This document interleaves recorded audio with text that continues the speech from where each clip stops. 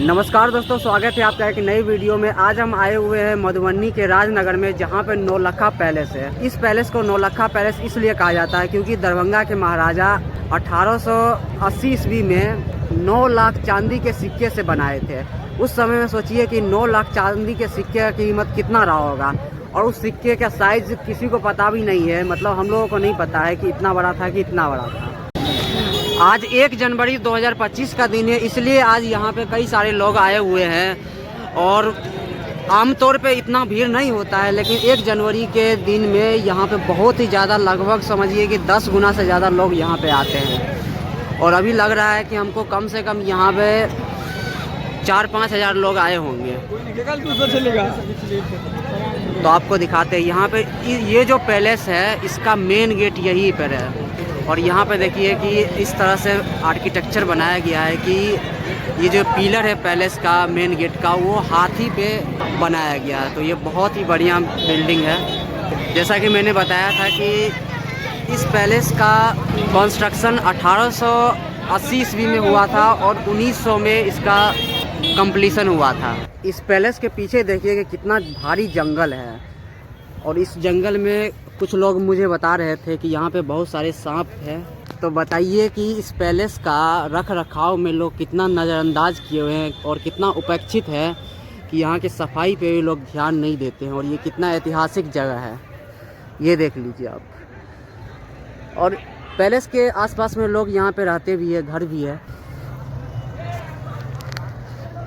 आजकल ये पैलेस इस हालत में है कि ऐसा लग रहा है कि कोई बहुत ही हज़ारों साल पुराना खंडहर है। लेकिन इस पैलेस का जो अभी तक एज है वो 150 ईयर से भी कम है। लेकिन रख रखाव और बाकी मरम्मत के बिना इस पैलेस का हालत देखिए कितना ख़राब हो गया। हालांकि 1933 में जो भूकंप आया था उसके कारण बहुत सारी डिस्ट्रक्शन भी हुआ था, और उसके कारण रिनोवेशन नहीं हुआ इस पैलेस का। तो उसके कारण भी बिना रिनोवेशन के भारत सरकार ने इस पैलेस पे, इस ऐतिहासिक पैलेस पे कोई ज़्यादा ध्यान नहीं दिया। इसके कारण देखिए कि आज ये किस हालत में है। इस कैंपस में 11 मंदिर हैं, अलग अलग देवी देवता और भगवान शिव के मंदिर भी है। उनमें से एक मंदिर ये है। तो चलिए इस मंदिर में जाकर के आपको दिखाते हैं कि कौन सा मंदिर है। ये अर्धनारेश्वर मंदिर है, और एक ही प्रतिमा में आप देख सकते हैं कि भगवान शिव और माता पार्वती के एक ही मूर्ति में हाफ पार्ट में दोनों को दिखाया गया है। इसीलिए इस मंदिर को अर्धनारेश्वर भगवान शिव का मंदिर कहा जाता है। और अंदर में ऐसा लग रहा है कि कोई लाइटिंग का व्यवस्था नहीं है। यहाँ पर एक पुजारी है, और वही यहाँ के जो मेन रिचुअल्स हैं, जो रख रखाव की परंपरा होती है, बाकी जो चीज़ें होती हैं वो करते हैं। अभी मैं मंदिर के अंदर हूँ, और मंदिर के अंदर का आप नज़ारा देख सकते हैं। आपको सीलिंग में जो आर्किटेक्चर किया हुआ है, बहुत ही पुराना और सुंदर आर्किटेक्चर है, ये देखिए। और श्री राम, यहाँ पे आके कैसा लग रहा है आपको? बहुत ही अच्छा अनुभव कर रहा हूँ। यहाँ पे काफ़ी पवित्र जगह है, जो आर्किटेक्चर है मंदिर का जी अमेजिंग, वेरी गुड। दोस्तों, ये जो सामने आपको एक पैलेस दिख रहा है, पता नहीं पैलेस है कि मंदिर है, वो मैं अभी कंफर्म नहीं हूँ। लेकिन यहाँ से वहाँ तक जाने में अभी तक मुझे ऐसा लग रहा है कि आधा घंटा कम से कम लग जाएगा, इतना भीड़ है। इसीलिए मैं आज सोच रहा हूँ कि वहाँ मैं नहीं पहुँच पाऊँगा। देखिए श्री राम फ़ोटो खिंचा रहा है, और बहुत लोग यहाँ पे आते हैं फ़ोटो खिंचाने के लिए। यहाँ पे शादी विवाह सब भी होता है। यहाँ पे हर दिन इतना ही भीड़ रहता है डेली, कि आज 1 जनवरी के कारण इतना भीड़ है, आज भीड़ है। बाकी दिन कितना लोग यहाँ पे आते हैं? फिर भी यहाँ से 10% जितना अभी है उसका 10%, अच्छा तब तो बहुत कम आता होगा। तो उस दिन घूमने के लिए ठीक रहता है ना। ये देखिए कितने लोग आए हुए हैं। दरभंगा और मधुबनी के आसपास के एरिया के सभी लोग 1 जनवरी को पिकनिक मनाने के लिए इसी जगह का चुनाव करते हैं। भाई इतना भीड़ तो मोदी के रैली में भी शायद आता होगा, नहीं तो और किसी चीज़ में हम इतना भीड़ नहीं देखते हैं। एक नरेंद्र मोदी के रैली में, नहीं तो लहरियासराय दरभंगा में दुर्गा पूजा में, नहीं तो इंडिया पाकिस्तान के मैच में। हाँ, नहीं तो इंडिया पाकिस्तान के मैच में स्टेडियम के बाहर, और कहीं पे नहीं। और नहीं तो आज 1 जनवरी में यहाँ पे जो भीड़ है कि पाकिस्तान राज पैलेस में पॉपुलेशन की इक्वल है। हाँ, तो मैं आपको कुछ देर पहले बता रहा था कि यहाँ पे बहुत भीड़ है, इसीलिए मैं इस मंदिर या इस पैलेस में नहीं आ सकता हूँ। लेकिन मैं पहुँच गया किसी तरह से। देखिए मैं आ गया हूँ। कैसा लग रहा है? मस्त लग रहा है ना। हालांकि मैं पहली बार आया हूँ राज पैलेस और मुझे आकर के अच्छा लग रहा है। यहाँ पर दुर्गा माता का मंदिर है अंदर में। देखिए अगर आपको यहाँ से कुछ इमेज दिखाई दे रहा है, फोटो दिखाई दे रहा है, मैं आपको थोड़ा सा अंदर से भी दिखाता हूँ। इस मंदिर का आर्किटेक्चर देखिए, सीलिंग पे किस तरह का आर्किटेक्चर बनाया गया है और ये बहुत ही पुराना आर्किटेक्चर है ये अभी।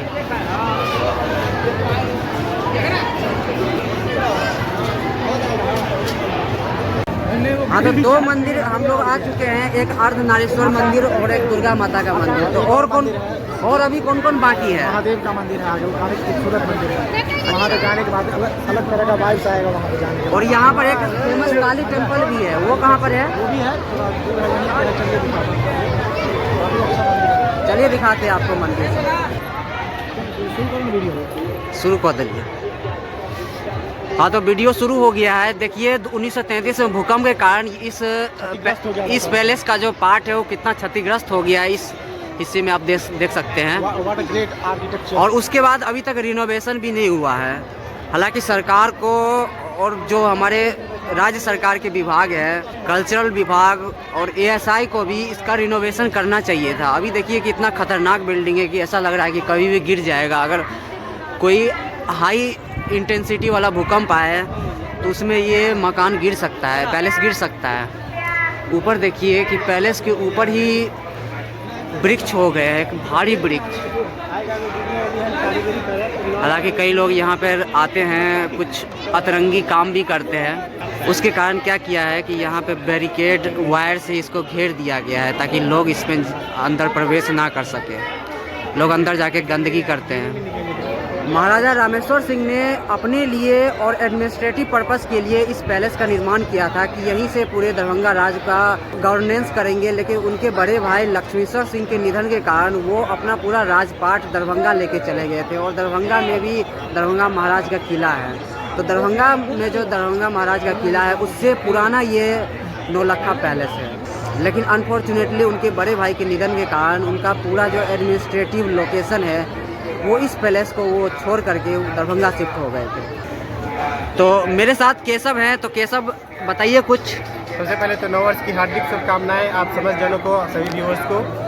और मैं बता दूं कि जिस बिल्डिंग के बारे में भाई साहब ने बताया है इसको नौलखा पैलेस कहते हैं।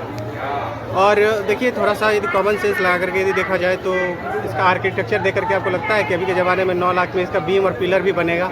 नहीं। हाँ, पूरा पिलर भी 9 लाख चांदी के सिक्के से बनाया गया है। हाँ, तो उस जमाने में भी हम कह सकते हैं थोड़ा सा पैसा ज़्यादा ही लग गया, समझे। इसका आर्किटेक्चर में ज़्यादा डिजाइन बनाने में पैसा लगा होगा। इसका वैसे आज करके कारीगर से ऐसा डिजाइन बनेगा भी नहीं। हालांकि बिहार का जो टूरिज्म का वेबसाइट है उस पर लिखा हुआ है कि इस बिल्डिंग में 22 लेयर का आर्किटेक्चर है। करेक्ट। जो आर्किटेक्चर का होता होगा अपना में। और ताजमहल में 15 लेयर है। तो ताजमहल से ज्यादा मतलब डिटेलिंग इस पैलेस में है। इधर कहाँ जाए? ताजमहल के बारे में तो बातें मत की, जो प्यार मोहब्बत के लिए बनाया गया है, ठीक है। नहीं मतलब कंपैरेटिवली। और यहाँ पर प्यार मोहब्बत नहीं है, यहाँ पर एकदम आस्था है, ठीक है। मिथिलांचल से जुड़ा हुआ आस्था है और एक हमारा खुद का हेरिटेज है, अपना हेरिटेज है। और दरभंगा महाराजा ने बहुत सारे कार्य किए, ठीक है। वो दानी किस्म के आदमी थे। उन्होंने दरभंगा से लेकर के आप बनारस घाट पे जाइएगा वहाँ, और फिर राजनगर में। सरकार इस पे संरक्षण को उतना ध्यान दे नहीं रही है।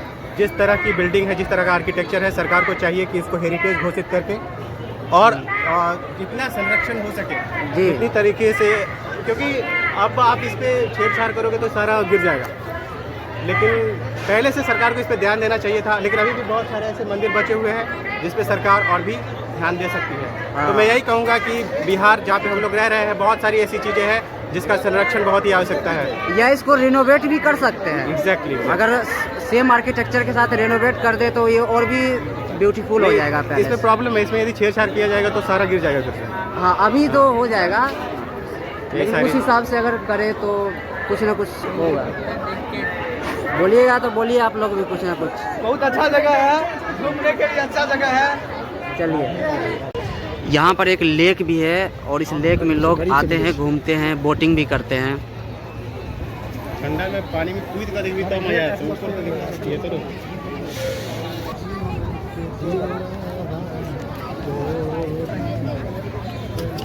देखिए कितने लोग आए हुए हैं अभी भी, जबकि ये बहुत ही साइड में जगह है। और यहाँ पे जो वाइट मंदिर दिख रहा है वो काली माता का मंदिर है और हम लोग वहीं पे जा रहे हैं। मूरी की हिलवे छा उतरबे तो उतर जो, नहीं तो ऊपरे ना मूड़ी नहीं हिलावे।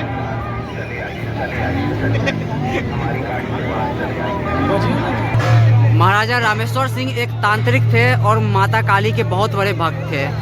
तांत्रिक में जब उन्होंने सिद्धि प्राप्त किया तो सबसे पहले उन्होंने माँ काली का ये मंदिर का स्थापना किया था और खुद से ही प्राण प्रतिष्ठा किया था। तो आज हम जाते हैं और देखते हैं कि इतने बड़े तांत्रिक के द्वारा प्राण प्रतिष्ठित इस मंदिर का एनर्जी का वाइब कैसा है, किस तरह का एनर्जेटिक फील्ड है यहाँ पर, और आपको हम बताते हैं। ये जो घंटा कुछ लोग बजा रहे हैं, कहा जाता है कि ये अर्ध धातु का बना हुआ घंटा है और इसका आवाज़ बहुत ही ज़्यादा तीव्र होता है। आप एक बार सुनिए।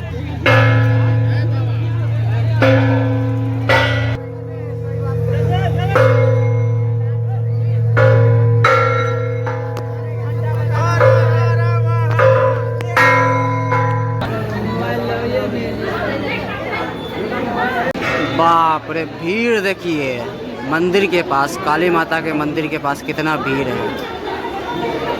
ऐसा लग रहा है कि हम कोई मेला में आए हुए हैं, लेकिन आज तो 1 जनवरी है। ये जो मंदिर है काली माता का मंदिर, वो पूरा वाइट संगमरमर से बना हुआ है, सेम स्टोन से जिससे ताजमहल बना हुआ है। इस मंदिर को बनाने के लिए जो मार्बल है वो राजस्थान की तरफ से आया हुआ था। उस समय में बहुत ही ज़्यादा खर्चा आया था, लेकिन वो डेडिकेटेड थे काली माता के मंदिर बनाने के लिए, क्योंकि वो काली माता के बहुत बड़े भक्त थे।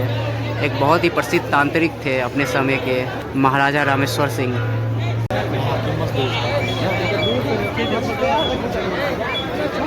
अच्छा, इस मंदिर के बॉटम में जो दीवारें हैं वहाँ पे आप देखिए कि बहुत ही खूबसूरत मिथिला पेंटिंग बनाया गया है। तो इस मिथिला पेंटिंग के बारे में श्री राम कुछ बोलना चाह रहे थे हमको, तो बताइए क्या बोल रहे थे मिथिला पेंटिंग के बारे में? बहुत अच्छा लगा, और ये जो है ना मेरी जान पहचान का नहीं बनाया है। अच्छा, मैं बता सकता हूँ कि कलाकारी बहुत अच्छी है, दीदी लगी है। तो इसको बनाने में कितना दिन लगा था, ये पूरा पेंटिंग को बनाने में? तो हमको पता नहीं, क्योंकि हम देखे नहीं थे, लेकिन बहुत जल्द बन गया था ये पूरा सारा। अच्छा, हालांकि जो भी बनाए जो है मिथिला पेंटिंग वो बहुत ही ब्यूटीफुल बनाए हैं। और जो लोग नहीं जानते हैं उनके लिए मैं बता देता हूँ कि इसमें बहुत मेहनत लगता है, ये बहुत डिटेलिंग का काम है, स्थिरता बहुत चाहिए इसमें। हाँ, इसमें बहुत टाइम लगता है, बहुत मेहनत लगता है। इसीलिए हमारे मिथिला पेंटिंग को अलग टैग मिला हुआ है। और हमारे मिथिला के ही एक मिथिला पेंटिंग आर्टिस्ट दुलारी देवी को पद्मश्री अवार्ड भी, राम दुलारी देवी को पद्मश्री अवार्ड इस बार मिला है।